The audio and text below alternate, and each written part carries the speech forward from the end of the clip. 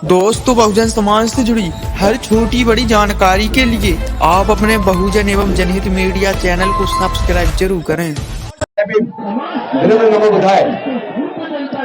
साथियों, आखिर ये भरोसा, ये विश्वास मोदी जी में और बीजेपी के नेताओं में कहां से आता है कि वो कहते हैं अब की बार 300 पार तो 300 पार आ जाती है, और इस बार कह रहे हैं अब की बार 400 पार।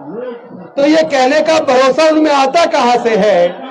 ये कहने का भरोसा उनमें उस ईवीएम से आता है जिस ईवीएम को भारत इलेक्ट्रॉनिक्स लिमिटेड बनाती है, ECIL बनाती है, और उस कंपनी के 7 डायरेक्टर में से 4 डायरेक्टर बीजेपी के पदाधिकारी हैं।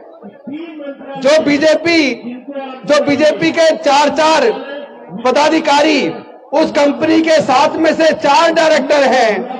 वो कंपनी ईवीएम बना रही है और ईवीएम के अंदर उन्होंने रियल टाइम क्लॉक लगा के रखा हुआ है।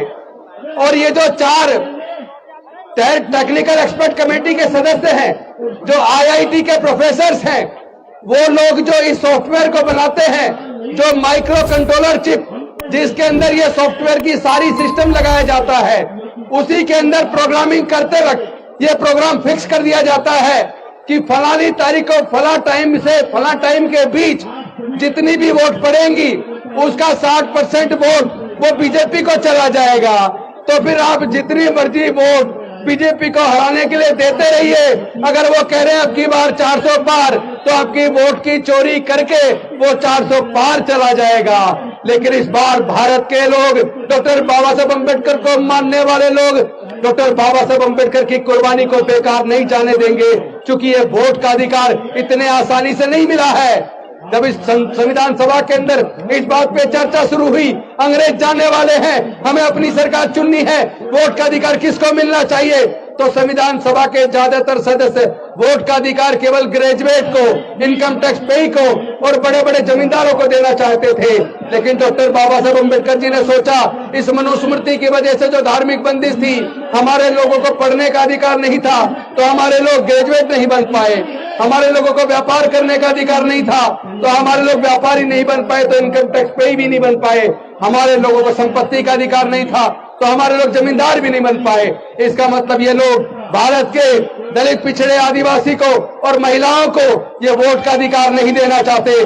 लेकिन डॉक्टर बाबा साहेब अम्बेडकर संविधान सभा के सामने अड़ गए और इस बात को उन्होंने पूरे संविधान सभा को मानने के लिए मजबूर कर दिया कि भारत में रहने वाले सभी लोगों को, अमीर हो या गरीब हो, स्त्री हो या पुरुष हो, पढ़ा लिखा हो या अनपढ़ हो, सबको एक वोट का अधिकार मिलेगा। वन वोट वन वैल्यू, यानी आपका एक वोट होगा और सबकी वोट की कीमत बराबर होगी। लेकिन ये जो ईवीएम के माध्यम से हमारी वोट की चोरी हो रही है, इस तरीके से ये डॉक्टर बाबा साहब अम्बेडकर की कुर्बानी को बेकार करना चाहते हैं। इतनी आसानी से हमारे पढ़ने के रास्ते इतनी आसानी से नहीं खुले हैं।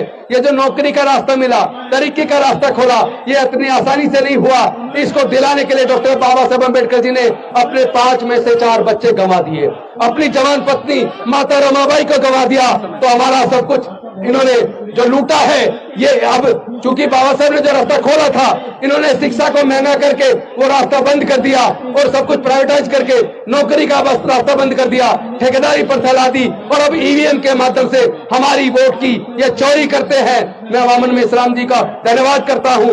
उन्होंने सबसे पहले ईवीएम के खिलाफ बैलेट पेपर वापस लाने का जो आंदोलन शुरू किया था, वो आंदोलन अब सफलता की तरफ बढ़ चला है। हम ना झुकेंगे, ना डरेंगे, ना बिकेंगे, ना डॉक्टर बाबा साहब अम्बेडकर की कुर्बानी को बेकार जाने देंगे। हर प्रकार की कुर्बानी देकर हम बैलेट पेपर वापस ला के रहेंगे। बहुत बहुत धन्यवाद। नमो बुद्धाय। जय भीम, जय भारत। बहुत बहुत धन्यवाद सर। अब